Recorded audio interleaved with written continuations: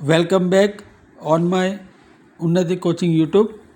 તો આજે આપણે આ વિડીયોમાં વર્બ 1, વર્બ 2 અને વર્બ 3 શીખીશું. કોઈપણ ગવર્મેન્ટ એક્ઝામ પાસ કરવી હોય, ભલે તે સ્ટેટ લેવલે હોય કે સેન્ટ્રલ લેવલે, જીપીએસસી કે યુપીએસસી એ પ્રકારની એક્ઝામ પાસ કરવા માટે વર્બ આવડવા જરૂરી છે. સેન્ટેન્સ બનાવવા માટે અને ઇંગ્લિશ બોલવા માટે મેક્સિમમ વર્બ જેના સેકન્ડ અને થર્ડ ફોર્મ આવડવા જરૂરી છે. તો આ શોર્ટ વિડીયોમાં તમને ખ્યાલ આવશે જે વર્બ મેં લખેલા છે.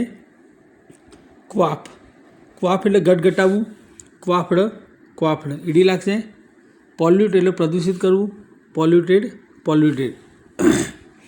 રિસેમ્બલ એટલે મળતું આવવું, જેને લુક લાઇક કહેવાય, રિસેમ્બલ્ડ, રિસેમ્બલ્ડ. હાર્વેસ્ટ એટલે ફસલ લેવું, પાક લેવું, હાર્વેસ્ટેડ, હાર્વેસ્ટેડ.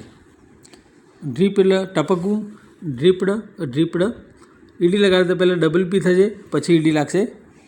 Uz, double O Z, ooze એટલે નીતરવું, ઉઝડ, ઉઝડ. સ્ક્વીઝ એટલે નીચોવવું, સ્ક્વીઝડ, સ્ક્વીઝડ.